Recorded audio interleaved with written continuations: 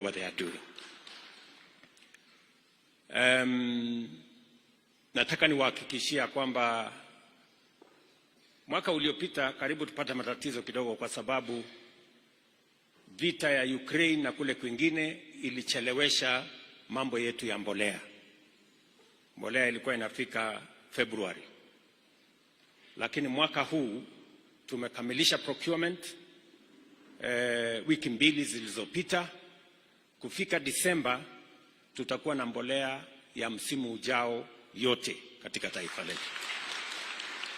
Nikiongea na nyinyi saa hizi tuko na mbolea hapa Eldoret, tuko na mbolea kule Moi's Bridge, tuko na mbolea hapa Siwa, na nimeambia watu wa cereals kuanzia wiki mbili ijayo pia tufungue store hapa Moibeni. Kwa ushirikiano wa National Cereals and Produce Board na county government yetu ya Uasin Gishu, pia tuko na store hapa, tutakuwa na store hapa Moibeni, na mnajua tuko na store ingine pale inaitwa Progressive hapo juu. Tuhakikishe ya kwamba wakulima wanaweza kupata mbolea hiyo mahali karibu, alafu hawa county governments watatusaidia katika ile inaitwa last mile. Tuweze kuhakikisha ya kwamba mbolea inafika kwa wananchi, kwa wakulima hasa, ndio watusaidie kuzalisha chakula, so that we can have a nation that has food security, we can reduce the cost of living, and we can manage inflation so that we can grow our economy. Vile vile nataka niwapongeze wakulima hasa kwa sababu ya mpango yenu ya diversification. Wakulima wengi sasa wanaanza kupanda kahawa, wengine wanapanda avocado, wengine wanapanda macadamia. Mimi nataka niwaambie ya kwamba hiyo ndio barabara ya kuhakikisha kwamba kuna mapato ya kutosha kutoka sehemu mbalimbali. Na vile viongozi hapa wameuliza, we are going to work together with the relevant government ministries to make sure that there are adequate seedlings and support to farmers, especially as you undertake the diversification processes across this region. So tutashirikiana pamoja na nyinyi kuhakikisha kwamba mnapata usaidizi, utafiti na vile vile support ingine ya kuhakikisha kwamba wakulima wanaendesha kazi hiyo kwa njia ambayo itawafaidi na njia ambayo itasaidia nchi yetu kuwa na mapato ya kutosha, na vile vile kuongeza mapato kwa wakulima wetu. Pia niliwaeleza ya kwamba mambo ya maziwa ni lazima tuweke mpango maalum. Pale kwa maziwa tulisema, na nimeshukuru ya kwamba bei ya maziwa ni shilingi 50 kwa mkulima. Na mimi nataka niwahakikishie, nimemwambia Waziri Oparanya ambaye anahusika na mambo ya cooperatives ya kwamba going forward we must reform KCC and make sure that it can respond to the needs of farmers. Kwa hivyo hiyo mpango tumepanga vizuri, kwa sababu hatujafikia bei ya sawasawa ya maziwa. Bado we need to work hard to make sure that the price to the consumer and the price to the farmer doesn't have a very big gap. Kwa saa hizi the gap is still very big, kwa sababu consumer analipa shilingi 100, mkulima anapatiwa shilingi 50. Hii 50 ingine hapa katikati sijui inaendanga namna gani. Hapo ndio lazima tuweke, bado iko kizungumkuti hapo. Tunataka kupanga tuone huyu mwenye ako hapa katikati ni nani, huyu anakula hii pesa mingi na haamuki usiku kukamua ng'ombe, hanunui chakula, hafanyi chochote. So we need to rectify hapo, and the relevant ministry is going to work so that we can make sure that ultimately the farmer gets a fair return, but also the consumer doesn't pay an exorbitant price. Mimi vile vile nataka niwashukuru kwa sababu ya masomo ya watoto wetu. Nimeona watoto wengi wamekuwa hapa kanisani. Nimepata baraka ya kusalimia watoto wengine hapa wadogo, na mnajua watoto ni baraka kwa jamii na ni baraka kwa taifa. Our children as a nation is a blessing to us as families and to us as a nation. Na hakuna taifa ambayo iko na future bila ya kuchunga watoto. Na sababu hiyo ndio tumeweka mpango kamili ya kusomesha watoto wetu. Tumeongeza budget ya masomo ya watoto wetu. Vile mmesikia, tuliajiri walimu karibu 56,000.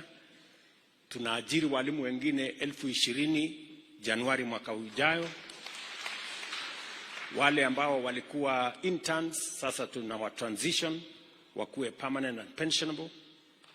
Na tukiongea hivi, mnajua ya kwamba watoto wetu wanaendelea na mtihani. Na mwaka ujao tutakuwa na grade 9. Na katika hiyo grade 9 tunahitaji madarasa zaidi. Serikali imeweka mpango na tayari tuko katika kukamilisha madarasa 11,000 ili tuweze kuwa na transition ya sawasawa mwaka ujao. Mimi nataka niwaulize wabunge, na wako hapa kwa wengi, na wabunge wote wa taifa letu la Kenya.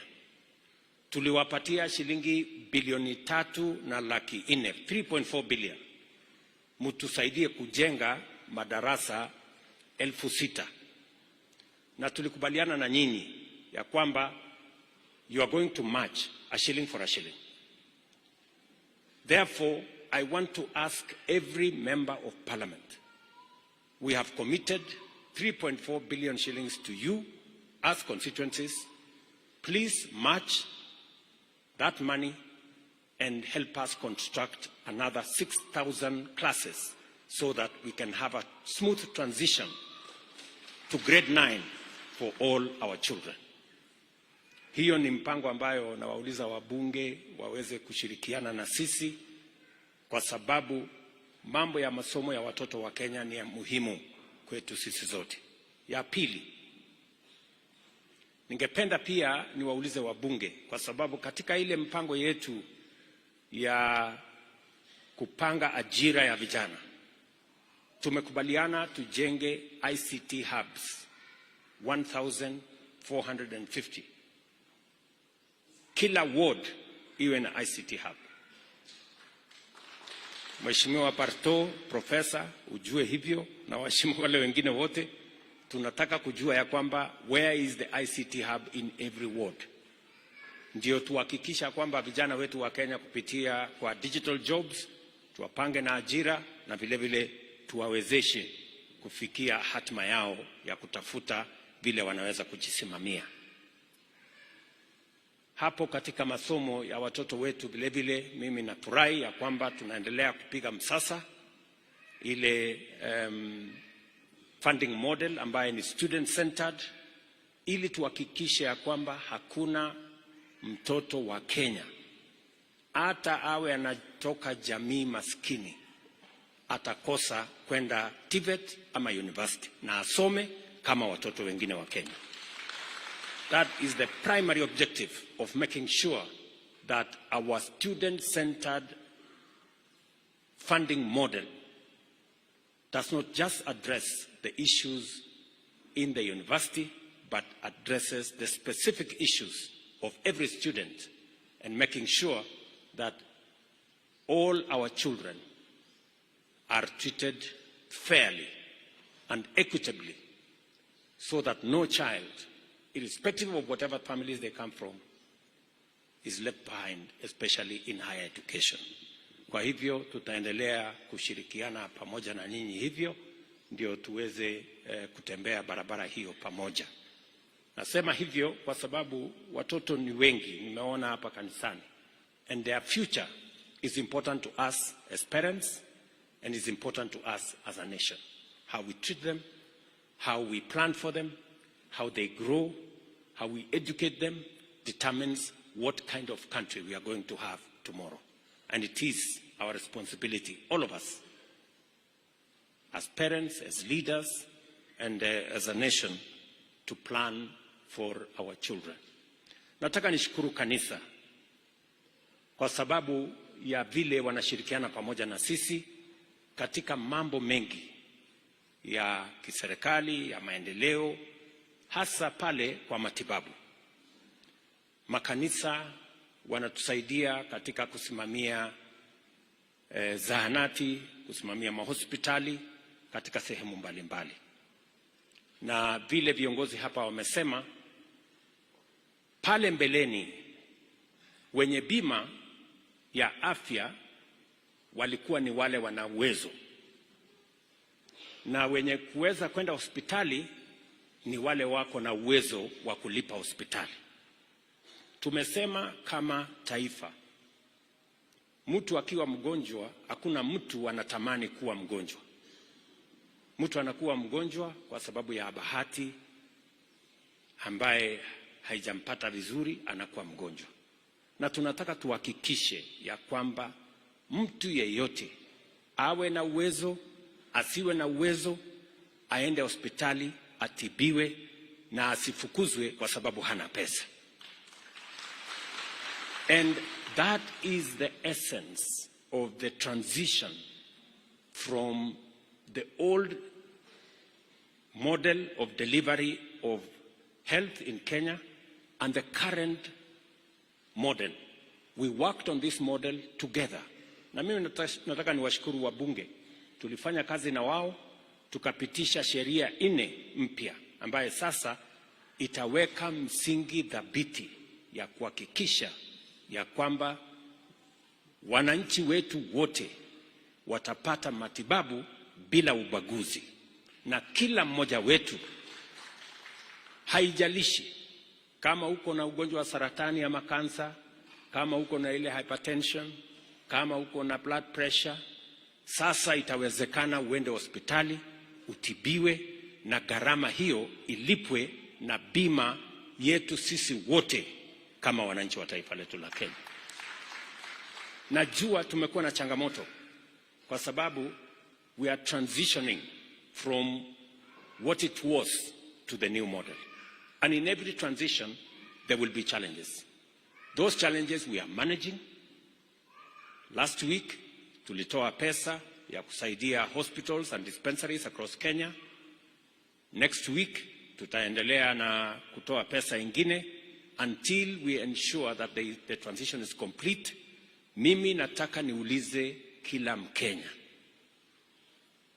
Kila Mkenya ujisajili, kwa sababu ukisha jisajili sasa tutakuwa na uwezo wa kuwa na data ya kupanga vile tutadeliver mambo ya afya kwa Wakenya. Kila mmoja wetu lazima ujisajili, na kujisajili ni bure. Kujiandikisha tu kusema mimi ni mama fulani, mzee wangu ni fulani, niko na watoto 2 ama 3, useme majina yao.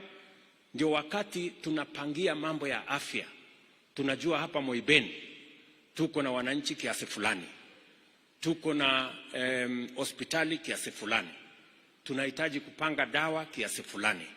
Ndio tusiwe tunapanga mambo ya afya kiholela.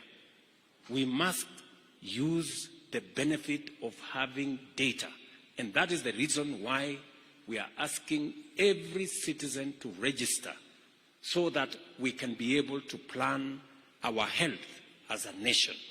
We can be able to know what is the disease load in what area, and we can be able to plan ahead of time how to deliver the relevant medicines, the relevant human capital. Na vile mmesikia governors wakisema hapa, wanamalizia mkutano nafikiri kesho na officers wangu wa Wizara ya Afya, ili tukubaliane vile tutahakikisha ya kwamba kuna equipment katika kila hospitali katika taifa letu la Kenya. Because this time round we must get our health in the right place. Kwa hivyo mimi nataka niwaulize sisi wote tushirikiane. kamati ya Senate ya mambo ya afya. Huyu ndio chairman.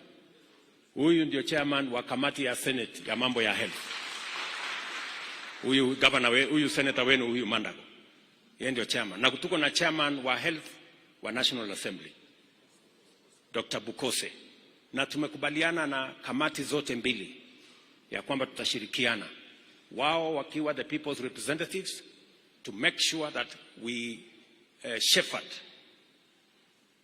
and guide this program so that it benefits every citizen. Haitakuwa vizuri ya kwamba ati katika Kenya kuna watu kwa sababu hawana uwezo hawawezi kutibiwa hospitalini. That is not right. Katiba ya Kenya inatulazimu kama serikali, Article 43, kusema ya kwamba tupange mambo ya afya ya kila Mkenya. Kwa hivyo hiyo ndio mpango yetu, na mimi nimefurahi sana ya kwamba kufikia sasa tumefikisha wananchi karibu milioni 13 tayari wamejisajili. Na ukijisajili, kama we ni mzee, usijisajili peke yako, unajisajili na bibi yako na watoto wako. Ndio hiyo iwe complete, ndio tuhakikishe ya kwamba every family is covered under our plan. Mwisho kabisa, nataka niwashukuru sana kwa yale mambo viongozi hawa wamesema, mambo ya stima. Mheshimiwa amesema hapa bado stima iko chini. Nataka niwaambie ya kwamba tuko na program ambayo inaendelea saa hii ya milioni 800 hapa Uasin Gishu, lakini nimesikia ya kwamba mnataka affirmative action. Mnataka hiyo pesa iongezwe. So nitaleta maneno kule bunge, muharakishe, alafu tuongeze hiyo pesa ndio hawa wananchi waweze kupata stima. Wakati nilikuwa nasalimiana pale nje, nilikutana na rafiki yangu kutoka kule Sukute, mwingine anaitwa Rogers hapo, huyu akaniambia hata kwake hajapata stima. Wewe sasa, wewe DK, wewe mimi nilikuajia kazi ya mjumbe ya Soi, sasa unawacha huyo Rogers akuja asumbue mimi kwa nini?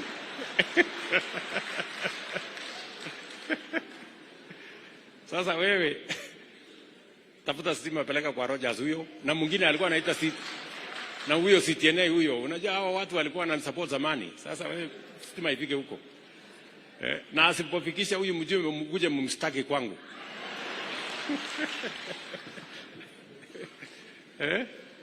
So na wengine wengi vile Mheshimiwa Professor Barto amesema, na kazi zile zingine tutaendelea namna hiyo.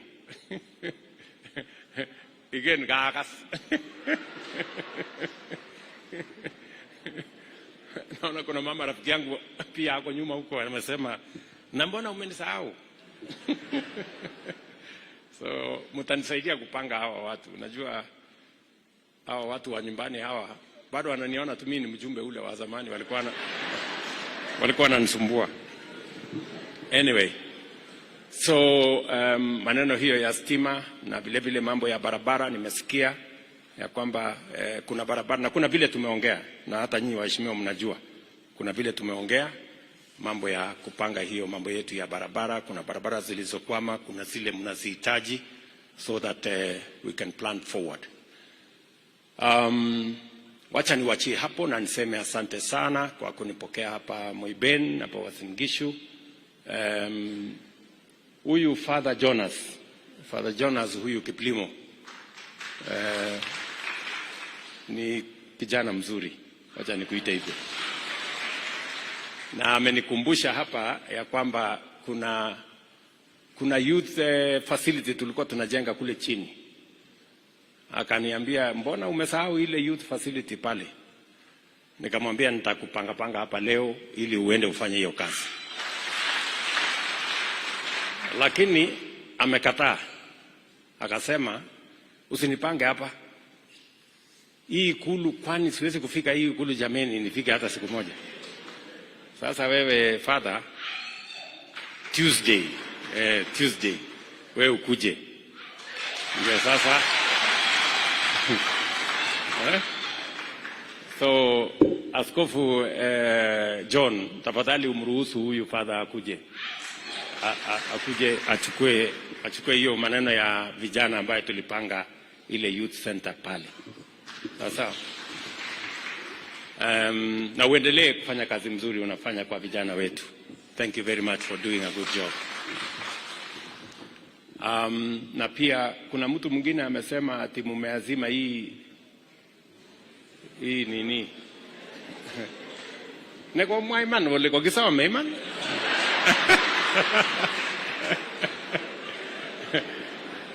moje ngisema beki bisangwet atomwa kitiomwa ole oye kosame eujo. Okay, haya kabla sijatoka hapa tutakuwa tumepanga hiyo maneno.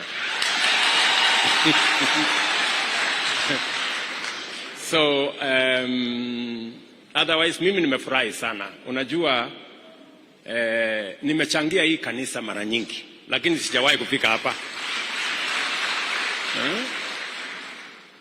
Kingapke nigelejo kiteje kanisa tengine moibeni. Alijini okay. Oroniki hizo hii. Tunajenga moibeni ndio hii. Na sasa nilikuwa na wasiwasi, sijui pesa mimi natoa, sijui inafika. Sasa leo nimethibitisha kweli hiyo pesa ilifika. Lakini sikujua mtajenga kanisa kubwa namna hii. Kwa sababu ile pesa nilichangia ni kidogo. Nyinyi mmefanya sehemu kubwa sana. Pongezi.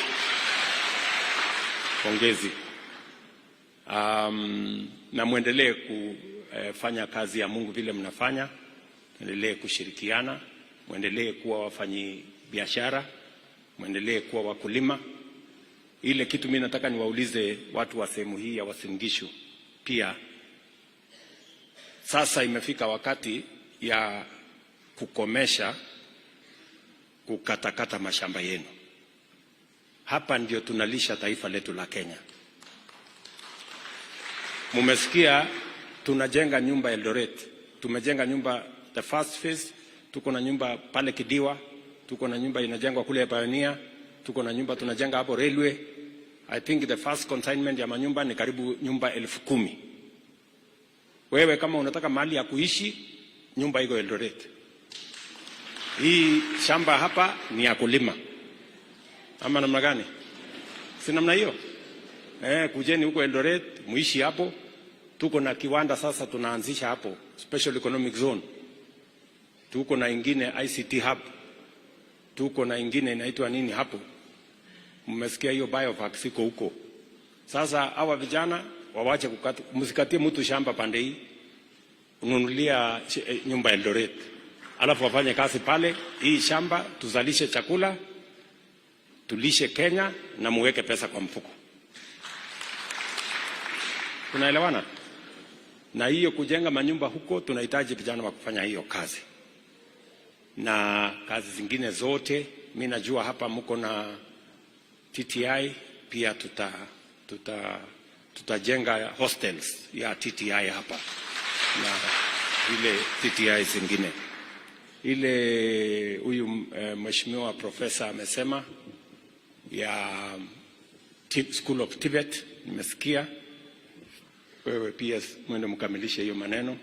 Tukirudi hapa next year tuweze kuendelea na hiyo kazi. Sawa sawa. Na kazi zile zingine zote mmeniuliza gani na gani na gani, nitapanga.